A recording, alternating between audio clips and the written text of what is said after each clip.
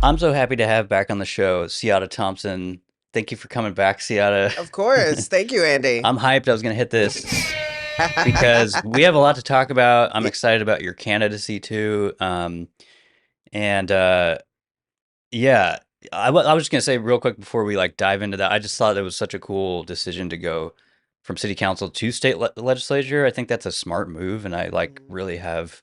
I'm supportive of you in it, and Thank you. I think Portland needs that, and the region needs that for the legislature. Yeah, absolutely. Yeah. Yeah, no, actually several people mentioned that to me while I was running Really. city council last year.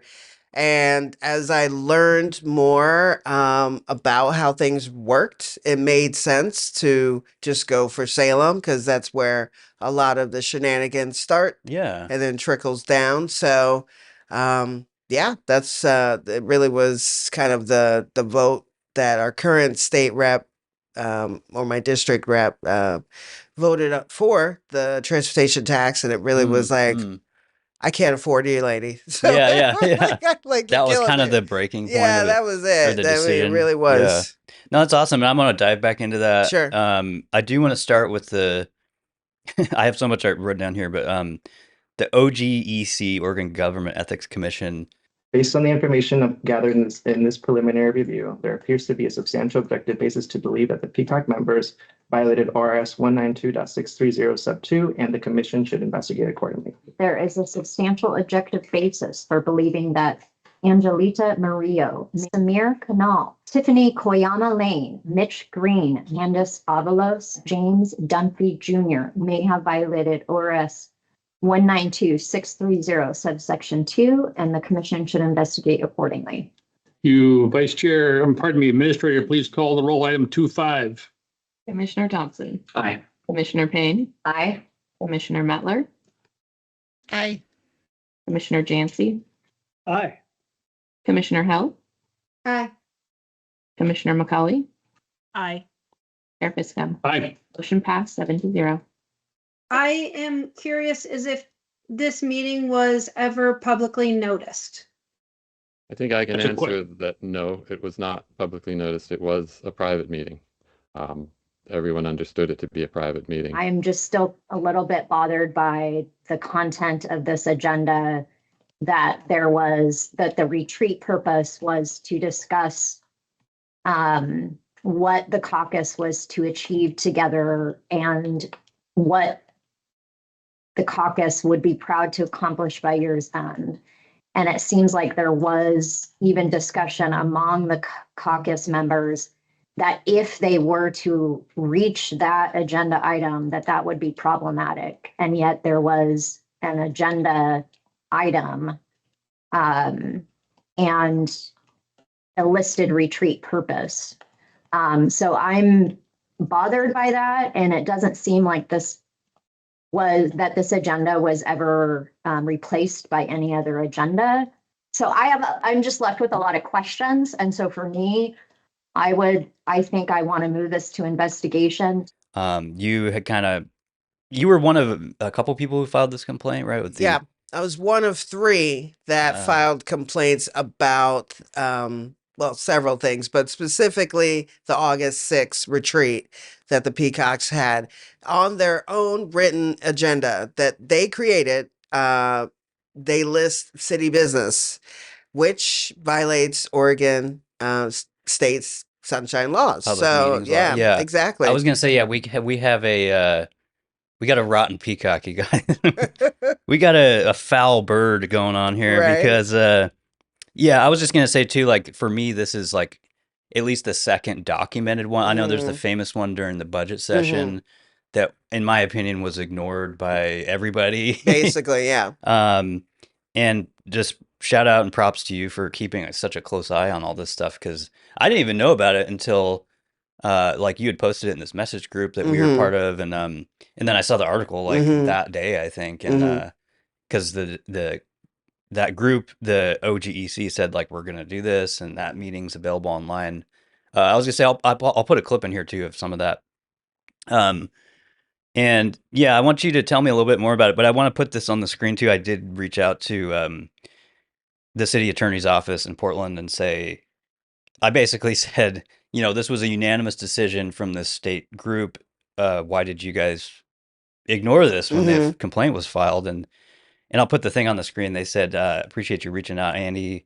At this time, we declined to comment or participate. I think they thought maybe I was asking to come on the episode with you. Sure. So anyway, but yeah, I'm curious, like, tell people a little bit more about that. I just know that, like you said, it was kind of a private meeting that violated a bunch of different committee caucuses, right? Correct. Or committee quorums.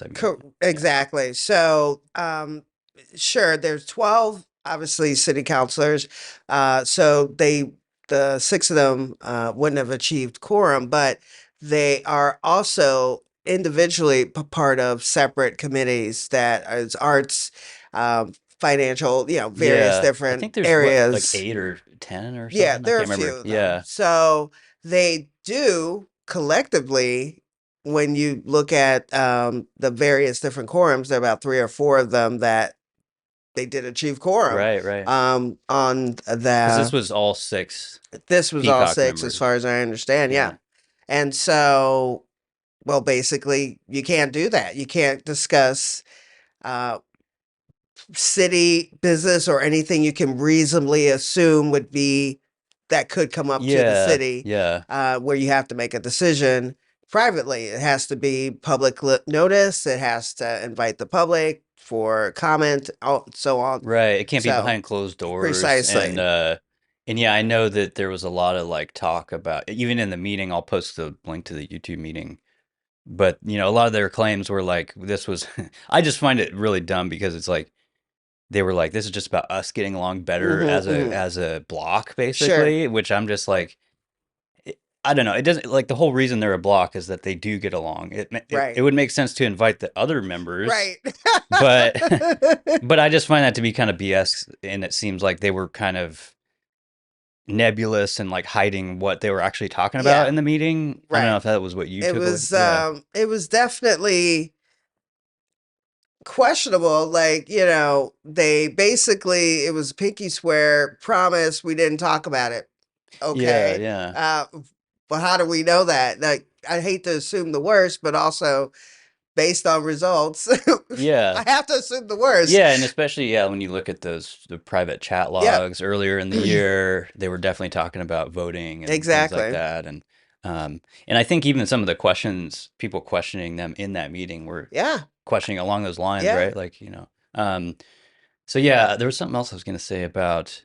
Oh yeah, and obviously, so now this introduced. If you guys watched the meeting, they had this legal counsel from, I don't know where he's from, but he's a very kind of advocate, pro bono lawyer who's done, as it turns out, I'll put the headlines up here, a lot of work to get settlements against the city, right? Correct. Yeah. So now it's like, I just find it funny because it's like the whole investigation is a big story in itself, but now they've kind of stumbled into this other conflict of interest problem that's being investigated or well, a complaint was filed again with the Oregon Government Ethics Commission, stating that their attorney, Mr. Hale, who is part of this basically activist organization that sues the city regularly.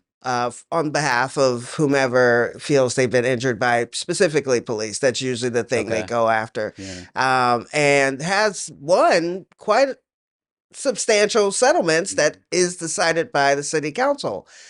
So those Peacock members are voting on those settlements, right? Yeah. Potentially. I don't think as of yet they've voted specifically in the favor of this organization, of this firm, but past city councils have, and it's reasonable to assume that there's going to be a time they're going to have to vote for monetary settlements. So we just saw them do that with, the Abina, the money, the settlements come up, they decide, we wanted to raise, we wanted to lower, whatever the negotiated amount is. So we've already seen it happen with something that wasn't affiliated specifically with this organization.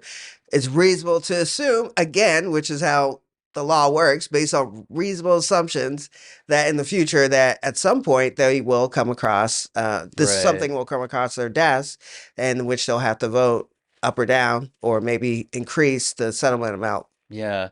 Yeah, and it just seems like that would be the lawyer at least should know that, at least would to think. disclose that Right. before that meeting at least. You But would no, I think. don't think anybody did that. So Well, I feel like it's just, and this is just kind of across Oregon. It just seems very loosey-goosey with rules, and there's no real accountability on anything about anything. We Yeah. just seen with what was it?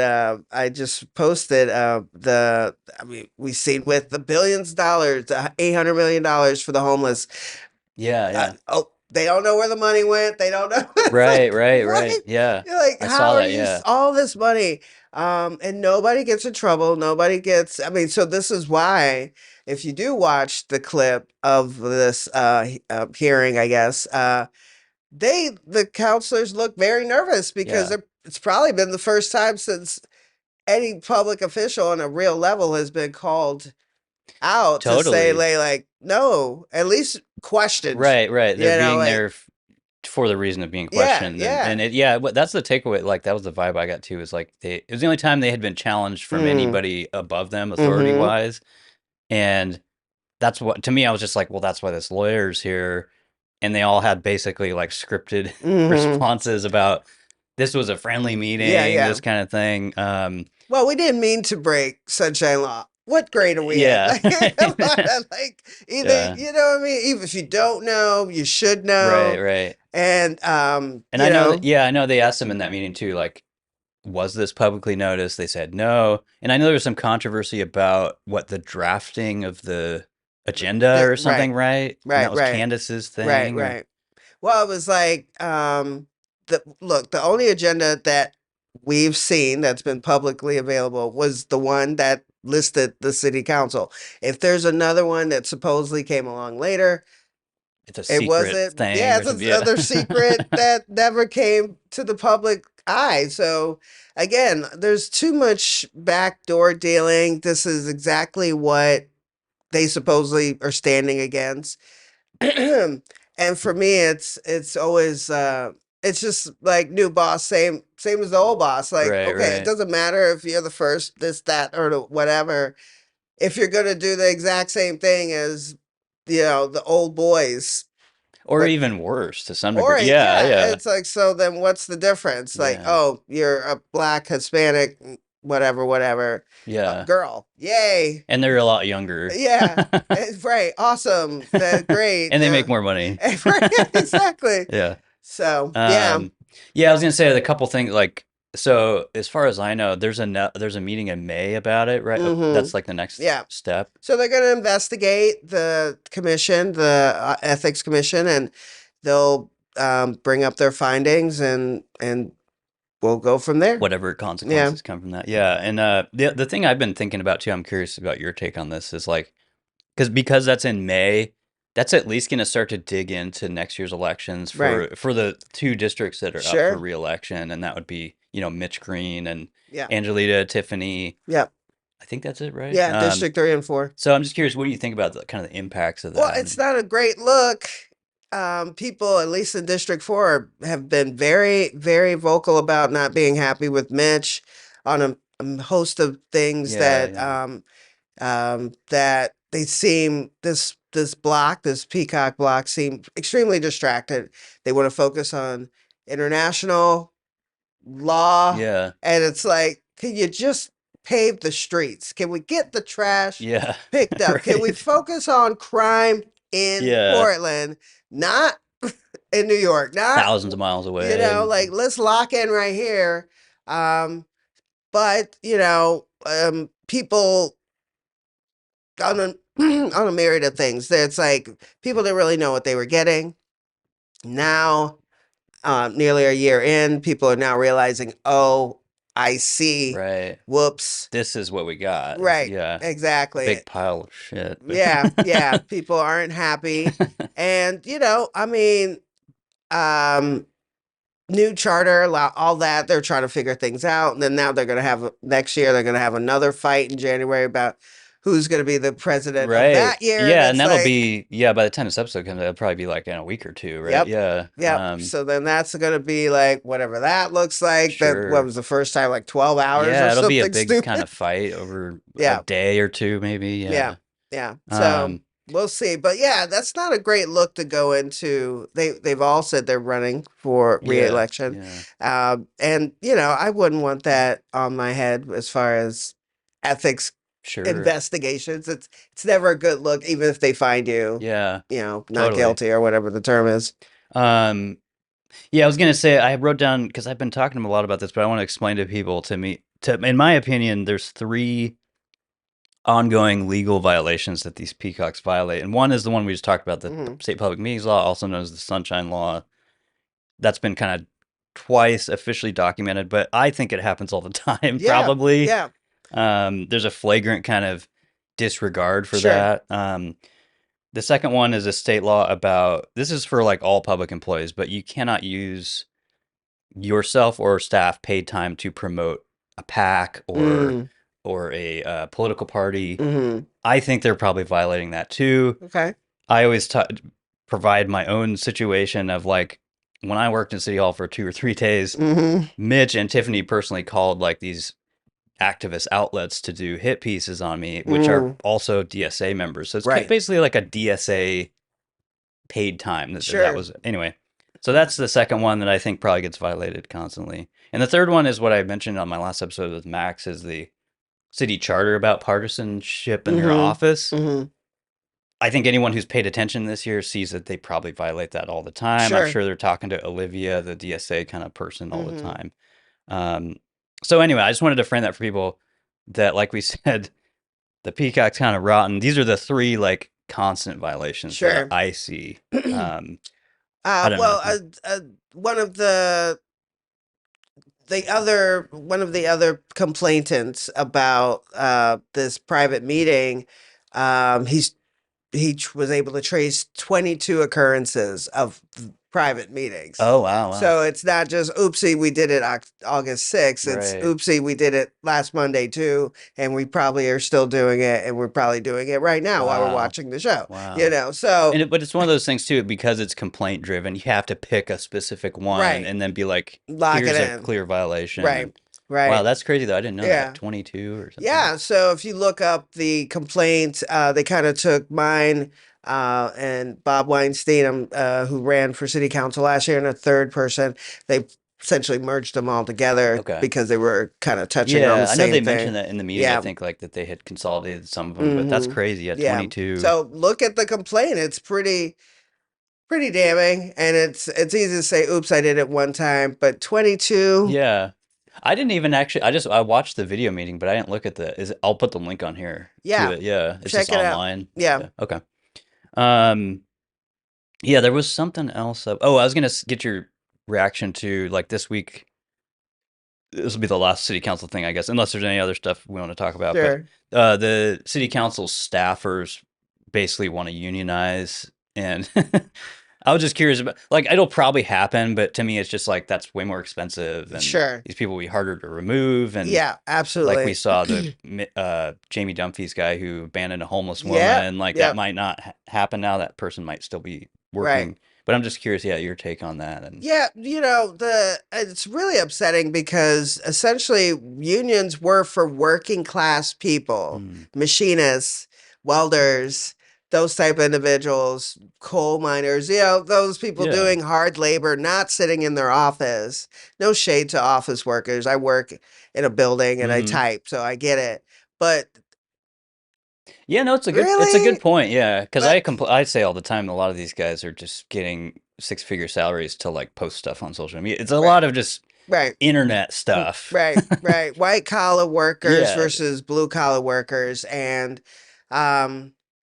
yeah, It I seems, don't personally agree with it. I think that, and it's particularly in the realm of working for the city.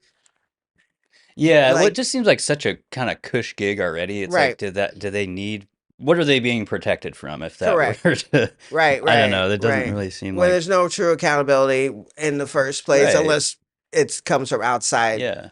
like the ethics commission. So yeah, I mean, I don't pretend, and maybe if we're talking about like the trash collectors or the lower level workers, Yeah, blue something like collar stuff. that. Yeah. Again, blue collar versus white collar. I think that's a great separation distinction if we want to do something like that. Yeah. But yeah, like when I'm just thinking pilots, like you're doing really hard work, and I'm Yeah, not yeah. saying like white collar work isn't hard because I know it can be, but in this case, Yeah, I was trying to think of what was it when they like essential workers. I don't know if you would really right, classify as city staffers, right, counselor staffers as essential right. workers, but okay. Yeah, is there anything else you want to mention about city council before we I think we're good. Okay. There's just so much all the time. Yeah, we'll see what happens in the next few months. And okay, yeah. So we kind of talked a little bit about your decision to run for state legislature. Just tell people, I guess, a little about the district. Sure. I always get confused because there's a lot of districts in Oregon. Indeed. Yeah. But this is like downtown. Downtown Northwest Portland. It leans into parts of Washington County, Beaverton, Okay. essentially kind of like Bethany, more into Northwest. Yeah.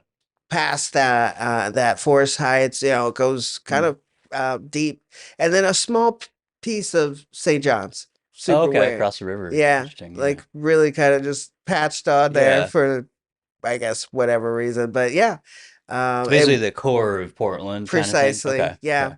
Yeah. But it just to frame it for everybody, it was Maxine Dexter's old seat before she got bumped up to Okay. federal. National Yeah, Congress. yeah, Yeah. Okay. Yeah. And yeah, like what would you you mentioned the no tax Oregon stuff, which I did have on here we were going to talk about. But what's like some of the stuff you change in that seat? I mean, for sure, the biggest thing needs to be the true help for the folks who are struggling with addiction, struggling with mental health issues. One of the biggest things I want to is get like actual infrastructure. Let's build the treatment centers. Let's build the hospitals. It's a jobs program, across the board in the construction, in the staffing of the hospitals. So there's that for a state that is like 5% unemployment numbers that are not great. Right.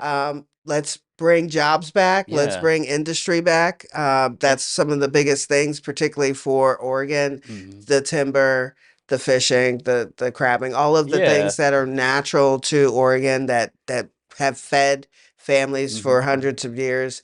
Let's do that again. Yeah, no, that does make sense as a state that needs jobs, and also something that I've been talking about for years on the show. Everyone, I'm sure you have too, of just like the state. It seems like the state, the county, nobody really wants to tackle this treatment kind of thing. Absolutely. And It's a with big hustle. Yeah, and with 110, there was basically nothing done. Well, we just, again, just yesterday they came out and the audit thing. correct. Yeah. And just made it clear, like they have no idea where the money went. They don't know how it worked.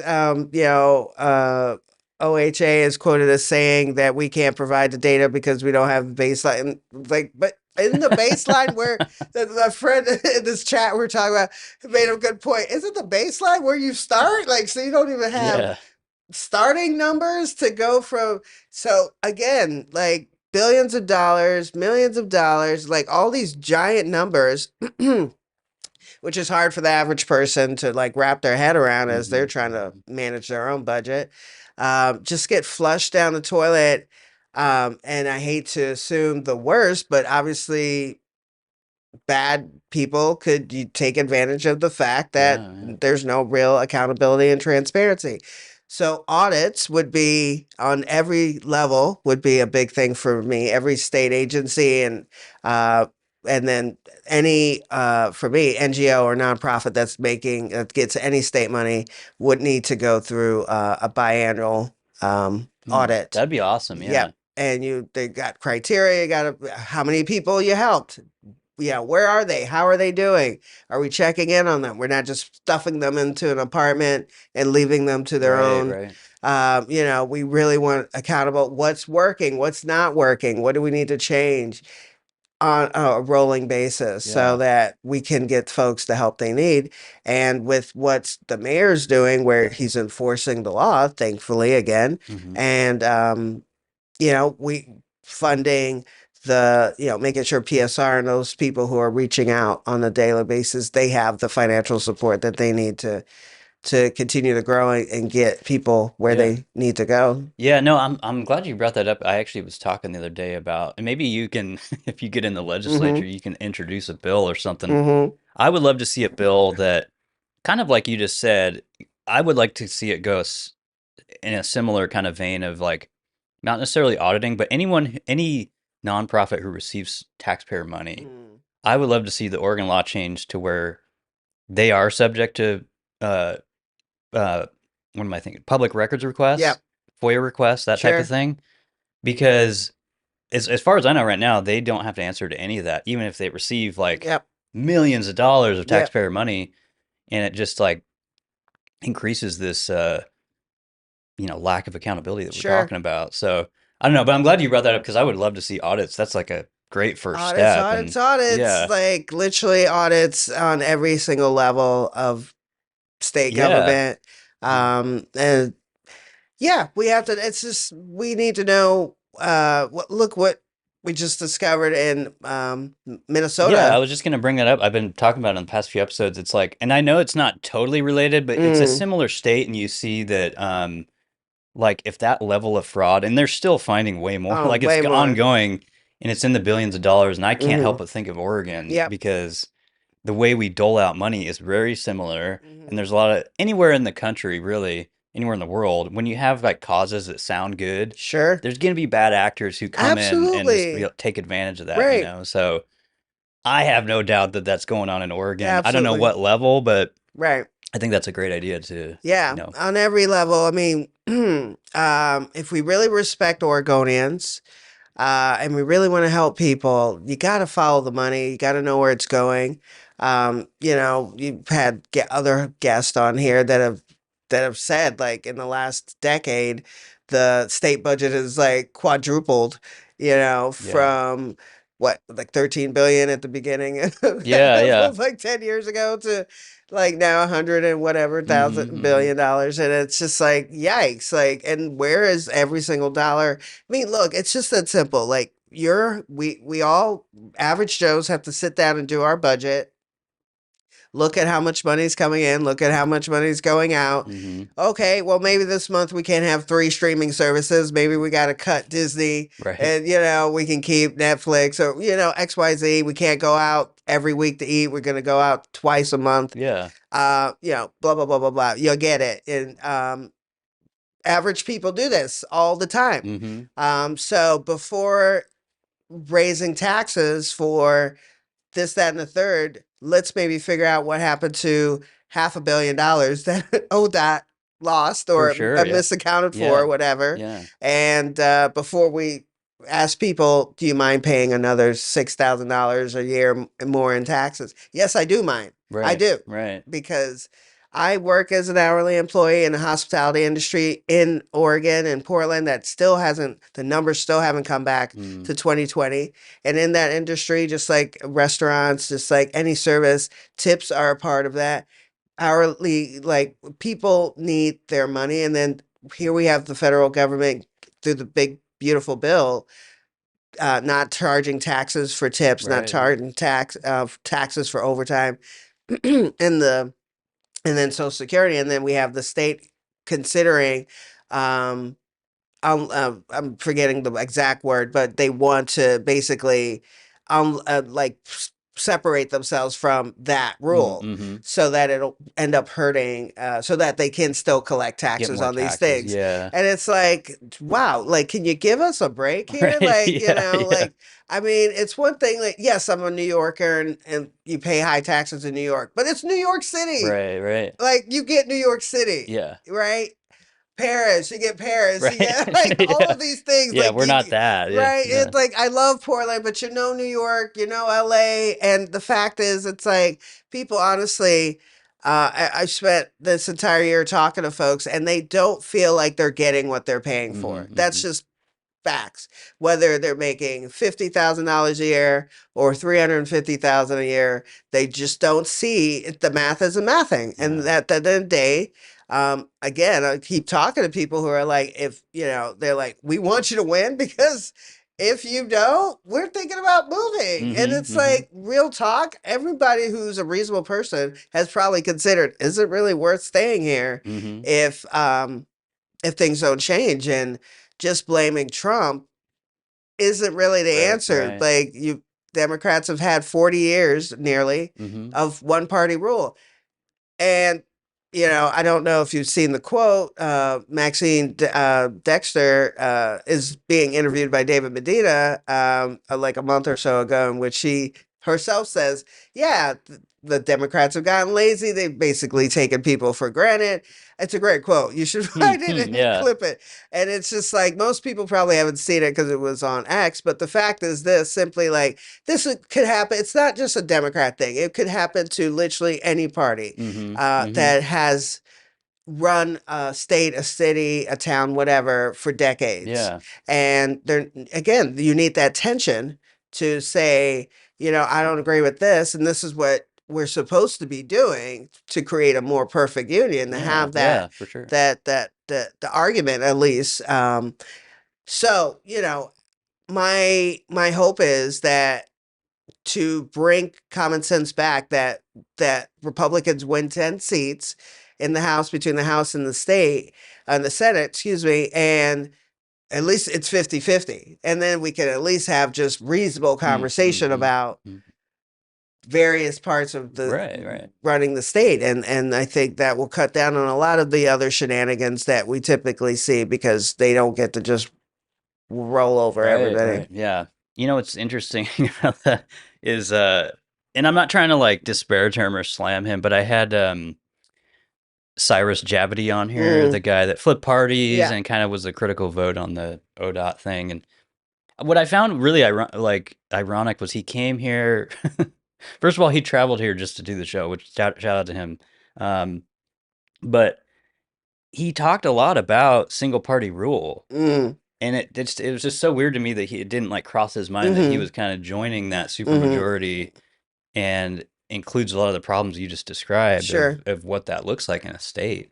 And I totally agree with you though. Like, whether, I don't know to what degree that balance needs to kind of be equalized, but I definitely think that there needs to be more healthy debate in the legislature, because right now it just seems like it doesn't even happen. And this year there was a lot of weird stuff with even, I put it on a couple of episodes, but Oregonian did this editorial where like certain things, I think it was about like minor transgender surgery or something. There was like a debate in the legislature happening, and they basically tried to just censor some of the electeds. And it's like, you need to understand, these are these are topics being debated, you know, like, and you have to allow the debate. You can't just say, you guys are a minority party and we're going to shut you down. Like, it just doesn't work like that. Well, I mean, that basically, particularly that topic, I believe it's Rep. Yonker. You might be referencing. I think it was him. Yeah. He got in trouble for saying that, and they stripped him of his committee assignments because of that. So it's like,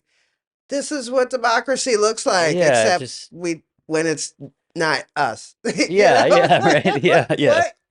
And it's like, and I get like people are really passionate about that or other issues, but it's like they're being debated across the country for a reason, right? And you have to allow people to at least discuss it. Well, they just voted for it in the House. Yeah. So yeah, this is a 80, that particular topic, it's an 80-20. Yeah. Might even be a 90-10.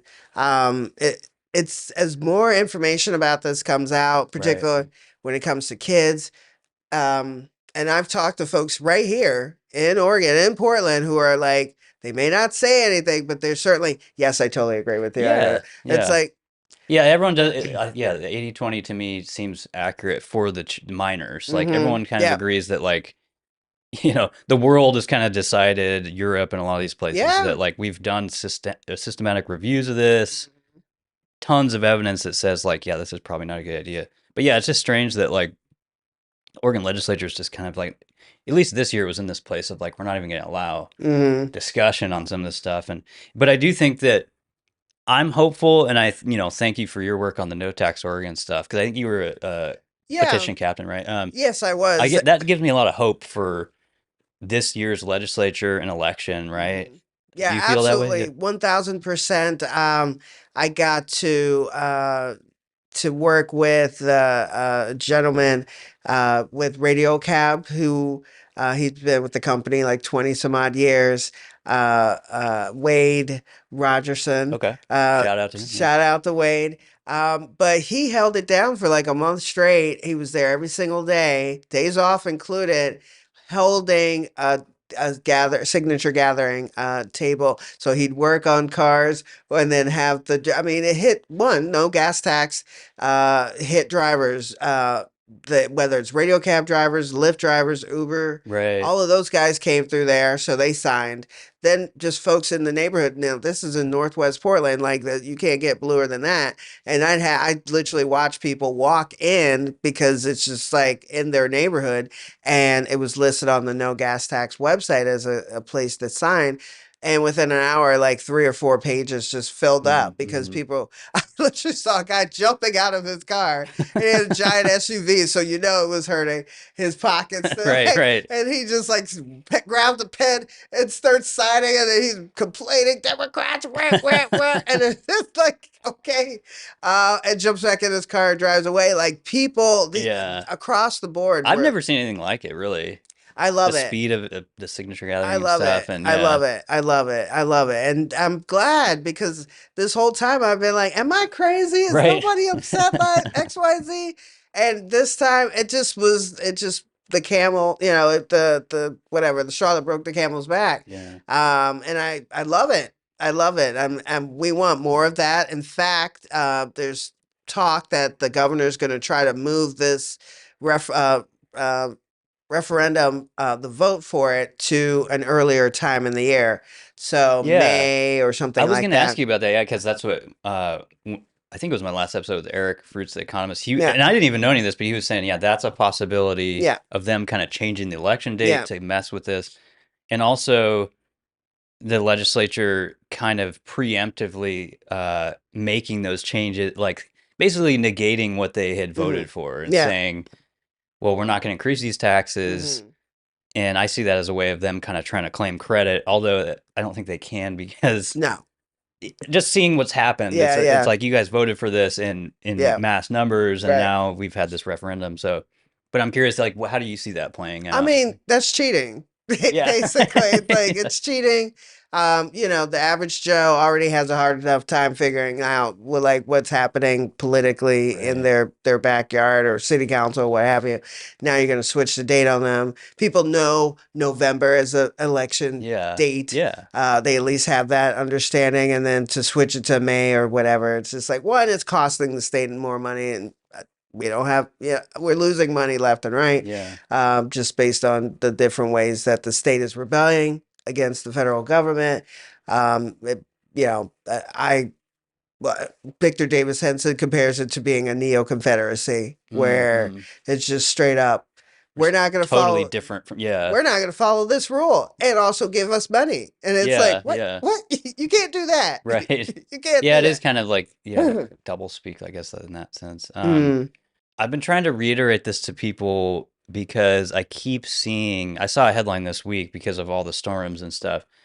In these news outlets, God bless them, I worked for them for many years, but these local news things, they'll basically take like what the governor says and just treat it as gospel. Sure. And so this week there were like a lot of headlines that are like, will the referendum limit ODOT's ability to kind of treat these emergency storms and stuff? And I just keep trying to remind people, this wasn't the only bill that was on the table to fund ODOT, right? There was bills from not the supermajority that offered alternatives. That would didn't provide, require. It didn't require any tax. Again, it was just like, doing what I just said, where people go through their budget and you make cuts. Do we need 85 different directors? Right. Like, do we? That's a lot, That's a lot, or whatever the number is. It's like to manage one project. There's so many projects that are the I-5, all these different projects that are just like, bloated and years behind. It's Mhm, like, can we cut some of this? Do we really need this right now? Is the federal funding, because a huge amount of these projects are depending on federal funding. Sure, Is that yeah. even still happening? Yeah. So, being able to have hard conversations is important. Particularly in any human's life, but being able to manage city and state government, you've got to be able to count the costs and say, what can we do that isn't always let's add a tax, let's add a fee. Right, People, right. like, you price people. If you're in any business, at some point you price people out if you keep raising your fees, Mhm, because mhm. again, are you giving people the quality of service that they are wanting for what you're asking people Yeah. to pay for? And a lot of people who born Oregonians are like, nope, going to Texas, Yeah, yeah. or Yeah. Arizona. Yeah, and I see it, maybe that's just because I've lived in Portland for 20 years, and you probably feel the same way, but I see it as like what PBOT, the Portland Yeah. Transportation Bureau, does here is like, first of all, they have like a $8 billion backlog because years ago they decided to stop arterial maintenance. Yeah. And I think it was in the Sam Adams days, but Mm.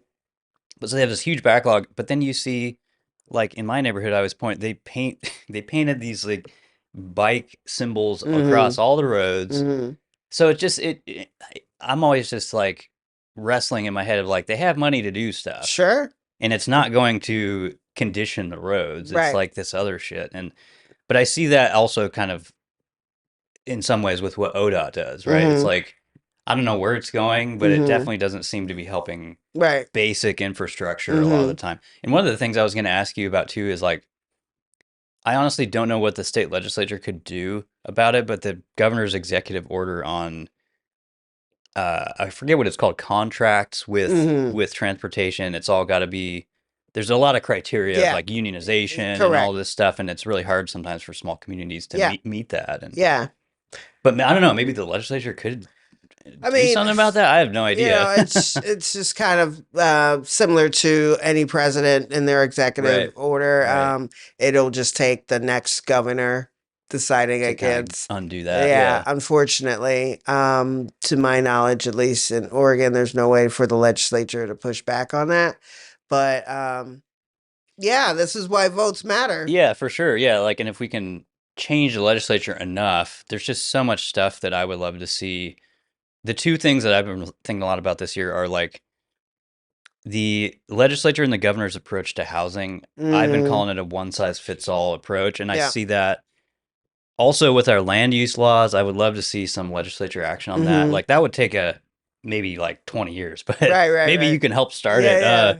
Because it's just like, it's crazy. Like, and I was trying to explain this on my live stream I was doing the other day, but like, the streets you see in Portland that have these kind of way condensed lanes of traffic, and then there's like the little buffer, the bike lane, Yeah. the little toothpick things. Right. They're trying to basically, and I'm not kidding, like the state will, to pass through their criteria for transportation plans, try to put that in every single small town Mhm. across the state, which just doesn't make sense. Doesn't Like make sense. some of these towns, like I grew up in a town of 2,000 people, there's like 2 people that bicycle. Right. That doesn't really accommodate the community. So it's Right. just like, I would love to see that kind of change at the legislature of like, this isn't just a one size fits all. Mhm. We're going to treat everywhere like Portland Mhm. because it doesn't make sense. Well, how many people actually do bike here? No shade to bikers. I love biking. Yeah. But, I was talking to a friend, someone threw out like 3% of the city. It's like, Yeah, so probably. I like don't know the number, but 3% of the city is like,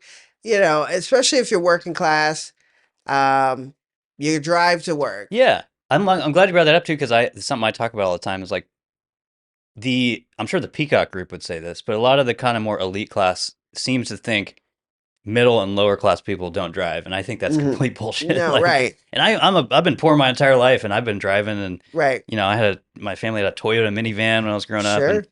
and I just think that that's like a myth that Yeah. gets promoted in Portland a lot. And if you go to East Portland, you'll see a Yeah. lot of drivers. It's the most common form of transportation, and but there's this even statewide plan to just get people out of their cars. It Mhm. seems like, and I mean, I don't know how you get over these mountains by bus. I just drove down to meet State Rep Virgil Osborne last month to join him on his podcast, and 3 hours. It was like, it's just I forgot how big the state is. It's huge, like, yeah, wow, yeah. like I'm going up a mountain, I'm going down a mountain. Like I forget Yeah. unless you're driving around. And for folks who live in those small towns, and I see them all the time where I work, that they might be 4 or 5 hours outside of the city, and they come to OHSU or one of the other hospitals that we do business with,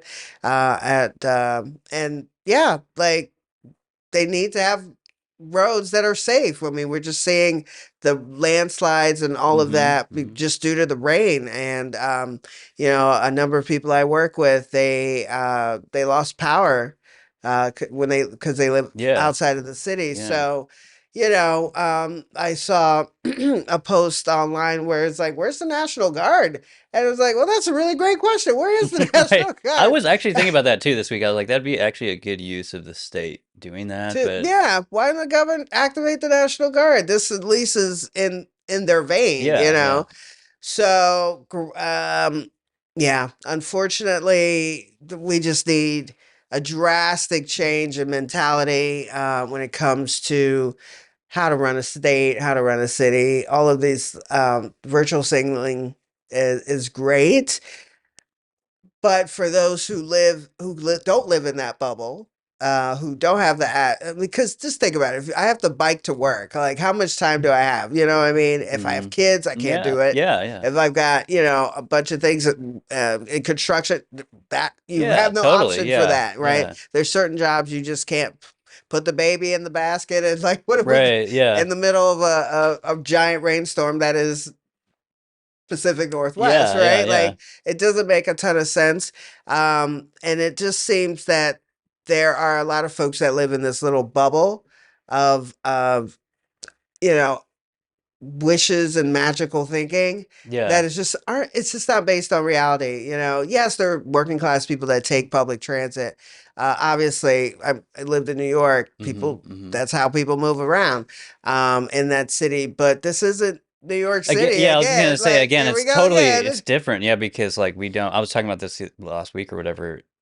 Portland used to have closer to like 12-hour service, but now it's just like it doesn't really. So if you're working any kind of like evening hours or whatever, it doesn't really make sense. And there's fentanyl and there's all this stuff on the transportation, and they haven't really dealt with that. And so it's just and it's not to the scale of New York or anything. One thing I was gonna say is I just feel like I don't know if it was the no tax organ thing, but I just see a real disconnect between like what you're just saying, the bubble folks. Maybe it's just the reps up here, and a lot of them follow me, and I see their stuff in my feed, so maybe that's why. But it just seems like they're kind of ignoring the general will of most Oregonians. Sure. Yeah. I mean, that's again what happens when you have one party rule. Like the where you're betters and you don't know what you're talking about. Yeah. Like it's very kind of, I always call it pajama class, like you were just saying with the folks that have the time to bike, and there's a lot of it's not all of them, but there's a big portion of them that's just like a little more in the luxury class of like having to they can afford to do that, and they have the time and the luxury to do it. Yeah. I mean, I'm a big believer. It's like the luxury folks that can afford luxury beliefs do not pay the price of the failures of these beliefs. Sure. Yeah. So when unfortunately, like the working class are the ones, the upper working class, middle class, we're seeing like those are the ones who get laid off from Nike. Those are the ones who, I mean, when the contract requirements price out a Black female construction firm because they can't afford all the union requirements. You're doing it for me, but also you're kind of messing me up at the same time. It's like, are you really doing it? like, I love it. Why don't we just deregulate is one of the biggest things for me. It's like, just make it fair, obviously, so that big firms don't gobble up little guys and just always outbid. But we do have to be reasonable. Like, construction costs are going up, but the Mm. fact that adding on all these extra layers do end up hurting the housing, which we also found there is no shortage. There are actually some Yeah, lot of yeah, I'll units put that there. headline up here. Yeah, of, like the Portland Housing Bureau had all this. There was like, I believe there's $20 million, then also all these empty affordable units, Yep. a bunch of stuff. And it kind of drove me crazy because there's all this finger pointing. And I just kind of feel like, I don't know if everyone knew. Somebody definitely knew. Yeah, yeah. And I don't know. There's this constant pattern too in Portland, at least, or maybe the state of accruing all this money. You know, Preschool for All has over $600 million. I don't know how much PSF has, but yeah, it's a chronic problem, and And for me, it's upsetting because essentially it's weaponized people's empathy, because obviously, oh my gosh, we want to make sure kids go to preschool. Of course. yeah, Let's raise a tax for that. We want, it's how you get Measure 110. Like, oh, of course, I want to give people off the streets and make sure they're taken care of. All right, I'll raise my taxes, and on and on and on. They come with the Sarah McLachlan ad of like for 63 cents a day. totally, it is. That's a perfect example. Oh my gosh, I want to help. You can't say no, right? Right? Yeah. And then it's like 3 years, 10 years later, whatever the number is, like, we don't know what we did with the money. Yeah. We can't, nobody, the problem actually got worse, and nobody has to answer for it. It's crazy to me. That's just the most galling. That's a good example, because it is, like years later, you're like, remember what happened to that money that we are giving to this place? And it sounded good, but right? Like, no, it went nowhere, or it went somewhere. Yeah. But where? That's the question. There's a couple more things I was going to ask here. Let me try to remember. One thing I was just going to get your general take on is, what do you see? Do you see the governor's race changing or impacted at all with the kind of the stuff we were talking about? Like, because I don't know, to me, like our current governor she's maybe trying to have an image that she's more in touch now. I did a whole thing about her economic roadmap, and one thing I was going to say is, like you mentioned earlier, I have really tried to get across to people that economies are separate. We have a state economy, we have city economies, we have county. Yep. And people love to blame whatever president is currently in power. It's easy to do, but like I just did a over 2-hour episode on how Oregon is uniquely in a poorly placed position, mostly self-imposed. Sure. But I just feel like, so first of all, I just want to reiterate, a lot of this is self-imposed, the state economy stuff. But like, how do you feel like with her reelection, and just how do you see that kind of playing out? Again, if we're smart, it just feels like people are just over it. They're fed up. Yeah. And again, I'm in a very blue district. Yeah. They're just unhappy with from pretty much every level of government and on down, from the governor on down. Yeah, I mean, the fact that now we're gonna pick a chief prosperity person. Right. You're the chief prosperity. You're the guy. That's you. Yeah. So we don't need another guy that gets paid $400,000 plus benefits. Yeah. Like, literally, just do the job. We don't need all this extra. I guess for me, it's pretty simple. It's like, if your policies worked, we'd be winning. But Oregon is pretty much last on every way that it makes worth living here, in every measurable way. Yeah. When Mississippi's beating you in education, you messed up. Yeah. But if you look into that, they didn't just magically get there. They put in the efforts. They listened to a businessman. So we have to listen to people that have grown things. And if people want a livable wage, you got to have industry. You got to have jobs. Yeah. $20 an hour, $25 an hour don't just magically appear. Yeah, and we're not talking government jobs. That part. Companies, yeah. Why? Yeah, exactly. So I used to live in Florida for 15 years. One of the biggest employers, one of the largest, is Publix. It's a big grocery store. Yeah, giant grocery store. 161,000 people work there, and but then when you look at the largest employers here, government at 40,000 employees, Nike's like 19,000 or something like that. Yeah. Correct my numbers, but you get my meaning. It's Yeah. nowhere close to Totally. almost 200,000 people being employed in the state by a private employer. Yeah. Like in Florida, and we're just getting blown out of the water on every level. But and that's so upsetting because it's like Oregon has so much here, just natural resources, that it could be one of the wealthiest states in the union. And if you do want to say F you, what DC, you can't also ask DC for the money. You got to be able to stand on your own 2 feet and be like, well, we don't need you no way. Totally, yeah. And that is what they're doing, is what it seems like. Yeah. Like it is. Being like, come on, give me more money. But then they're like, we don't like anything you're doing, and you guys go F yourselves and whatever, yeah. So for me, like, it's not just her as governor, it's her as Speaker of the House, it's her as state rep. So nearly 20 years of her leadership. And these are her results. Yeah. And rocks are hard and water's wet. And like numbers don't lie. You can't then turn around and blame Trump or whomever for it. It's like, well, he just got here last year. Yeah. Barely. Like January, it'll be 1 year. Not 38 years of running the state, basically. And so to try to blame it on DC, that's common across all political parties. But I think Oregonians are just kind of over it. They're just fed up, and they know the biggest problems aren't created outside of DC. They're created right in-house, and they're ready for a change. It'll be an interesting election. Yeah, it really will. Yeah. Yeah, I was going to say that's one thing that drives me crazy too about even the economic roadmap is like it's kind of a roadmap out of a previous roadmap that they created to get us into like the worst possible spot. Right. And it's just weird. It's kind of like memory holing, I think, for people like who don't really follow politics that closely.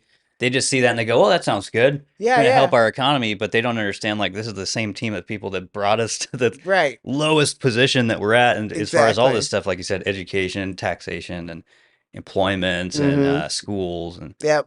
Anyway, I was going to mention too, like, and I'm circling back to the city stuff, but I was really fascinated with what you were saying about penalties in Florida for the public meetings law. Like, they actually have penalties, and yes, very harsh penalties. One of the toughest laws in the land. Their public meeting laws.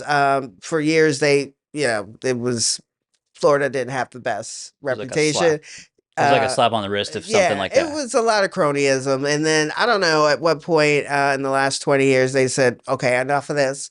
And they instituted some serious penalties. So and some of the things that's another thing I'd like to bring to Salem once I win is to tighten and strengthen public meeting laws. That way we don't have to worry about the kids in the Peacock. Don't have to be confused. It's very simple. If 2 or more people get caught colluding or conspiring, they either pay $100,000 at minimum and or go to jail for misdemeanor. Very simple. Yeah. Right? Because this, like I said earlier, like $1,000 per whatever, that might have been a lot of money in 1859, but when folks are getting paid 150,000, 200,000, big numbers, it's a slap on the wrist. It means nothing. And we need some serious teeth to these laws to ensure that our public officials follow the rules because, hey, they're human just like everybody else. And it's easy to think, no one thinks they're doing a bad thing, but there needs to be constant reminders, which is something that Florida instituted. I spent a couple of years on a very small city board doing like events. And so if Pride wanted to come, we'd give them $5,000 or whatever the number was. So stuff like that. And they were very, very strict. They like drilled it into our heads all the time. Like, yeah, no meeting outside of, even like after the meeting, it got done at 8:30. Let's go have drinks. Like, Yeah, you probably shouldn't do that. Yeah. you can't, because inevitably, even if your intentions aren't to talk about anything, it's just human. Yeah, it's gonna go there. Yeah. Yeah, at some Yeah. point, you're gonna bring up a thing, and this is why you gotta have the rules in place. And yeah, I mean, I took it seriously because I was like, I'm not going to jail for nobody. Yeah. And even if it's just again, going back to the appearance of impropriety Yeah. is what even has people questioning whether or not it's even they can trust the system. Yeah. So hopefully, I pray that these folks didn't do anything wrong, but it just looks really bad. Mm-hmm. And we need to make sure that public officials take the job seriously. Yeah. Yeah. I've said a few times, it's like, Angelita always talks about the smoky back rooms, and they're like creating the Right. smoky back room. So, but yeah, I like this theme of accountability that you bring, and I think it's really important, especially considering they're the biggest city council here in the state, probably, as far as scale and budget. And is there any other stuff you want to talk about? Political stuff before I have a bunch of funny questions. I mean, as far as I'm excited. The people that I just had my kickoff a couple weeks ago. Yeah. It went really well, and I had people from across all spectrums. I was going to ask you about that because you had some shady characters kind of try to shut you down or something. Or, they gave. So I was at the Hostel Cafe. Britta, shout out to Britta and her husband holding it down for freedom of speech, basically. Folks, some blowback from when I was a part of the Multnomah Dems was that I was accused of being a transphobe because I don't want to medicalize children. Yeah. Again, going back to 80-20. We were talking about it earlier, yeah. And so, as a Black lesbian, I don't care what adults do. But that's where I stood on that. And so they started recall efforts with the county Dem. So as second vice chair, it was a volunteer position. It was like, I'm not going to fight over this. This is so stupid. Yeah. Like, oh it's funny you brought it because I totally forgot. After you go back and check out our first episode you and I recorded, but that happened after that. Yeah. And like I just felt bad because I'm like, if the party in the state is pretty crazy, but that county party is probably like the hyper crazy kind of folks, and you kind of went into the lion's den with that. I mean, it was definitely like, listen, but I don't know, I just like props to you because there's probably a lot of people who wouldn't have that bravery to just go in there, and you're just trying to be honest, and I mean, and I feel like I was very clear with the folks who recruited me that I was like, I'm not going to fight about pronouns. I'm not fighting about bathrooms. Like adults can do whatever they want to do. But I mean, I'm standing 10 toes down on kids, particularly as a butch lesbian. Where these same questions came to me in my adolescence, early adulthood, in which it was like, wow, I considered going down this road myself. And I thought, well, let me just wait and see how I feel about it. I'm 19, 20, something like that. And I'm glad I did it. 46, I'm now like, wow, I love my womanly shape. I've grown to love myself. And, done a lot of healing, gone to therapy, all the things you do as an adult to take care of childhood trauma that we all inevitably collect. But when we don't take care of that mental health, the emotional health, and we just solve it and try to solve it with plastic surgery, that just creates a whole host of damage. And we're finding as more and more studies are coming out, as you just heard in this last couple of days with Secretary Robert Kennedy, and like we stated, the federal House, Congress has voted against this and instituted policy against this, particularly for young people, minors. So for me, it's just like, I guess whatever. If that's what you want to yell at me about, you can have it. Yeah. And then, I was kind of in the wilderness after that and spent a couple of months and looking at all of the political parties in the state. And they were all either Democrat light or just outright socialists. And I landed through some friends that I'd made after or during that whole situation, who were Republican and like really offered me a soft place to land, and could relate. And it was like, okay, I mean, to go from two-time Bernie bro to Republican is crazy. Yeah. But, it's like, again, like a lot of folks have said, like our president said, like Elon and a myriad of other people have said, like, I didn't leave the party left me. I feel like I'm still where I was before. I want people to have health care. I want all these traditional liberal things. I'm not a fan of abortion, but I want that in place because people will need to take care of themselves. And I'm standing for that, So I still have these liberal beliefs, but there's a certain point where I just had to draw the line and was like, no, thank you. Like this is crazy talk.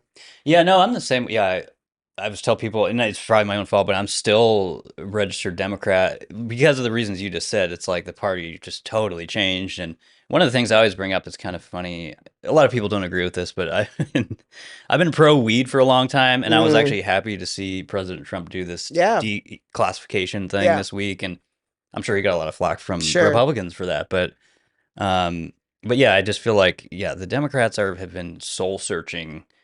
I mean, that's a light word for what they're doing, but they're just like their political compass has been off and broken for a long time, and I think they're really struggling still to find. They're either going down this hardcore Mamdani socialist path or the traditional path, and neither one seems to really work nationwide. So I think they have some real challenges. People aren't extremists, and even here in Portland, people aren't extreme. The average person,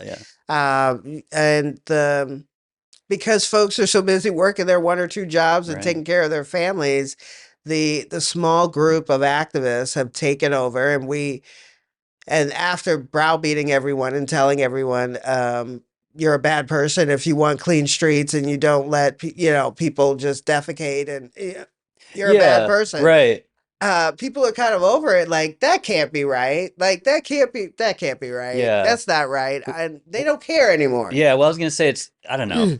I feel like you and I have a unique kind of I forgot the whole Multnomah County Dems thing happened, but it's just such a weird feeling when you have something like that happen to you and you're just kind of like jettisoned out from this group, and they're ostracization is just like something I would never 20 years ago would never thought the Democrats do, but now that's like their MO. It's just like mean girl tactics. If you're not part of this, monogamous like one kind of thought group, you're out, and like just hardcore censorship. And if you agree on 99% and you disagree on 1%, you're still out. Yeah.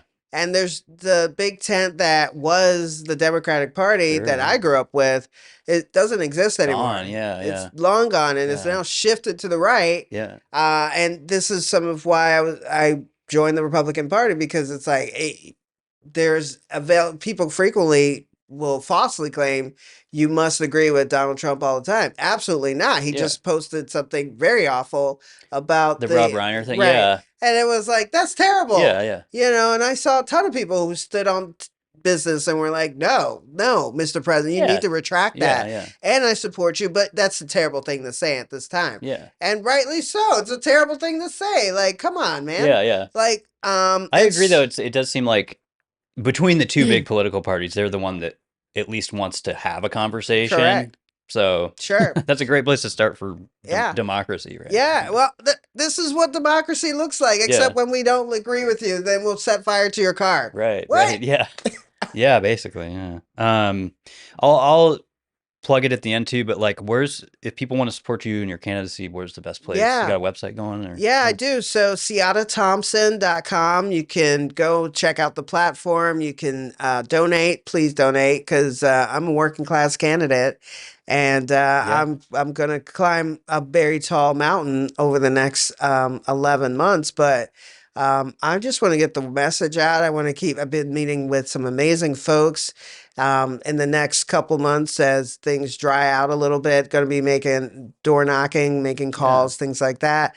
So yeah, if you want to volunteer, you want to support, I've been meeting some amazing people from a myriad of backgrounds who are just like, yes, please.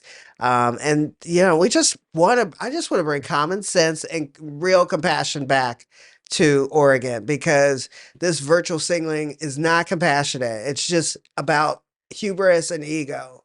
And we just got to take care of the people who cannot take care of themselves, and then allow adults to be adults. Stop infantilizing people and all these stupid rules that make it hard to function in life. Let's peel back some of that and just police our streets, make sure people can move about freely and thrive. Yeah. No, I totally agree with that, because that's something I noticed too, of like these more elitist electeds. I always call it paternal or maternalism, where they're just kind of like, you guys need to do this and you guys need to operate in this way. And it's very like disconnected from what people's agency and like their freedom. And okay, I was going to go through some of these funny questions. Sure. Do you have any thoughts on either Thanksgiving or Christmas or whatever holiday meal? Like, do you like, is there something you really like? Do you like just turkey, ham, any of that stuff? Macaroni and cheese is a big one. That's a good one. My dad taught my mom how to make it when they first started in their marriage. So she learned a ton. My mom's from Liberia, so she knew African dishes, but American dishes like fried chicken and stuff like that, he had to show her because he's from Brooklyn. And he was like, look, if you want to be married woman, I got to show you how to make these meals. So macaroni and cheese, sweet potato, baked sweet potatoes, ham. I really love that. Me too. Yeah. Yeah. That's a good ham. Mac and cheese is a good one though, because like people, I think Thanksgiving wise, forget about it. Some people don't even think it's part of it, but I'm like, I think it's part of the table. Gotta have it. Yeah. Yeah. It's always built in. Yeah. And it's like kind of also I don't know. People love mac and cheese. And if you know. don't, like, what's wrong with you? What's the matter with you? I don't remember. Did I ask you all like the regular ones last time? Did I go through a lot of I think we talked about peanut butter, and I can't do peanut butter because I'm allergic. And then there was actually a really cool question: if I could run a company. Oh, right. And I haven't asked that one in a long time. Yeah, that was funny. Like, wow, that's an actual good question. I said like Lucasfilm. Oh yeah. Okay. You know what's driving me crazy? This is a tangent, but trying to find the original 3 Star Wars is like impossible now, and there's all these like 77, 80 kind of fan restored versions. Right. But anyway, I was trying to watch Empire Strikes Back the other day, and I'm like, every version's like totally messed with, and like George, thanks. Yeah, exactly. Like even like the dialogue sometimes is different. And I'm like, this is not what I remember. Right. Yeah. But I mean, there's still, I don't know. They still do a lot of cool stuff. I mean, if you haven't watched Andor, I've heard it's great. Is there like multiple seasons? There's 2 seasons. Yeah. They had originally planned to do 5, but Tony Gilroy didn't want to be 70 something. Still, I'll have to check it out. I've heard nothing but good things. Oh man, it's peak. Yeah, it's peak TV. Okay. One of the best shows I've watched ever. Period. It's not just good Star Wars TV, it's good TV. Good, okay. And it's not a bunch of, Jedi and stuff like that. So for folks, I mean, that would be cool. But it's just it's so upsetting. It's like he took basically the regular folks. It's a prequel to a prequel, and did essentially like a political thriller and kind of like spy. That sounds cool. Yeah, it's very cool. Because I had no idea what it's about, but I just heard everyone's like talking about it. And it's good. And it's won several like awards for like Emmys. So it's been one of those. It hasn't had this huge viewership because Disney has ruined Star Wars for a lot of people. Yeah. But you got a great, Tony Gilroy. He's written a ton of like well-known films, and they gave him basically carte blanche to just go for it. He just did an amazing job, and it's.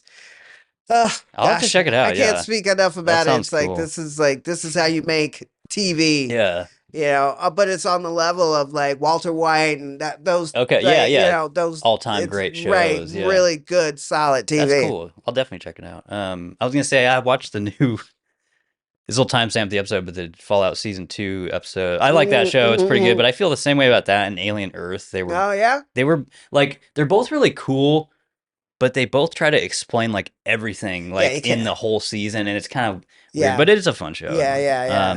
I think they've just, I don't know, they think people are dumb now. Like part of the mystery is, well, we don't want a JJ Abrams like mystery that goes on forever, but people want to like, why do you like, you've got to have a cliffhanger to keep people coming back. Like, what does that mean?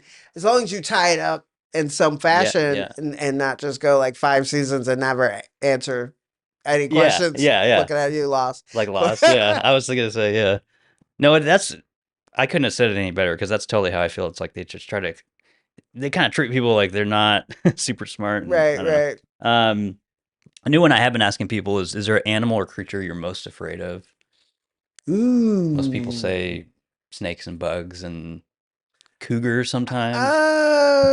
Yeah, I mean, probably a big cat, I would say. I don't know of a specific one, but yeah, I would definitely be nervous of tiger or something like that. Yeah, like if I ran up on them walking down hiking or something, it'd be like, yeah. They're just so fast and unpredictable. Yeah, absolutely. Or a wolf or something like that. Okay. Is there a is there a Christmas gift or a holiday gift that was like really resonant to you that you remember, or just the best one or something? Gosh, that's a great question. Like I'm one of the oddballs. I'm not a huge, like, gifts are fine. But I'd rather hang out, have a celebration, have a great meal, break bread, that type of thing, like create memories that way. There has been there's certainly been times where people like really like studied me and like picked out something that like landed really well. And I'd rather not go into the specifics on it, but yeah, there's certainly been times where it just was like, wow, you really did. Okay. You saw me, you know, but yeah. I don't know why I was thinking like you seemed like maybe when you're a young person you had like rollerblades. I don't know why. I did you ever not. Have one? Okay. I did not. I don't know why I was picturing that. I finally at some point started to rollerblade when it was like a big thing. Yeah. But it was cool. Like, you're kind of maybe the same generation as me when that was like popping at some point. Let's see some other ones. Is there a do you have a favorite sushi? Do you like sushi? Love sushi. Okay. Like a sushi roll that you the roll, salmon, avocado. That's I could live off that. Sounds fantastic It's always delicious wherever I go. Is there a spot that you like in town? I was just talking about how I guess one of the Takahashis is closing up. But I used to go to the one that was kind of near Suki's, up at sort of near PSU there. Yeah. I think that was one of the smaller Takahashi, but do you have a favorite like sushi spot or when I worked closer to like central, I would say downtown, like Broadway, there was a spot just like 2 blocks down I'd go to. I want to say it's Honda's. Little spot, maybe 8 tables and chairs in there. It's real tiny. But yeah, I'd be able to go in there and like kind of decompress for work for a little bit, and it was really good, fresh, always delicious. Okay. But yeah, I mean, pretty much everywhere I've gone. I mean, that's the beauty of living in Portland. Like, you never starve here. So like, there's good food. Yeah, always. So yeah, I mean, now I go to a bunch of places in my neighborhood off of Northwest 23rd, and there's always like yummy food up and down the strip. So. Yeah, that's a good spot. Yeah, I mean, we were kind of just talking about it, but I always ask folks, is there a good business or restaurant that you want to shout out? Maybe it was the place that you were talking about that hosted your party. Yeah, I mean, for sure they were, Hostel Cafe was amazing. And they, like I said, stood 10 toes down when it came to the event. I was thinking was that hard to like, because that neighborhood, I'd imagine a lot of people would be like, "Nah, we're not gonna do this for you." Well, yeah, I mean, had been an interesting beginning of the week. And so as I was putting the finishing touches on my speech, I got an email from the owner saying like she had gotten some emails from concerned Oh, okay. people. Yeah. So we spoke about it. I gave her basically, like I stated, I was accused of being transphobic. I gave her my input on it. And some folks had gone searching through my social media and screenshot it. I was like, okay, well, it's 150 characters. Like, how much depth do you Right. want me to put Yeah, in? it's honestly, even the whole thing's just stupid that there's like a conversation about, oh, we got these emails. Like, it's just kind of silly. Yeah. But I mean, it's good that you Yeah. hashed it out. Yeah. Or whatever. Yeah. We talked about it, Yeah. and it was, and even some of her staff were not happy to have me Sure, there. yeah. You know, being a Republican, that makes me an ism. Yeah. You got the scarlet letter. right. Yeah. And so, yeah, but for whatever reason, she heard me out and she was like, okay, well, just know that this is a thing that people are talking about. And even while I was there, even while the campaign event was happening, or literally before it had kicked off, an individual came in and he was photographing everything, my printed materials, and recording people who were in the room. And it just so happened that I had 3 citizen journalists who were friends of mine in the room. So it was literally like, they start recording, Right. and one of them does a story. So it just seems like maybe not the best person to come after, Bud. Yeah. But I did see them like haranguing the owner okay, and her manager, and and she mentioned that maybe 6 or 7 neighbors concerned about. Turns out this gentleman was part of the DSA, so big surprise. shock and awe. Yeah. And I was like, oh well, I made it.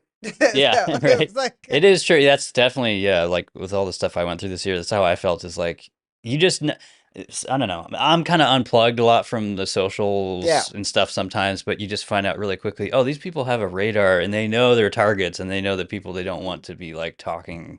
yeah, And they'll come after you, but absolutely. it's But kinda wild. political intimidation. I mean, we've seen for sure in the last year.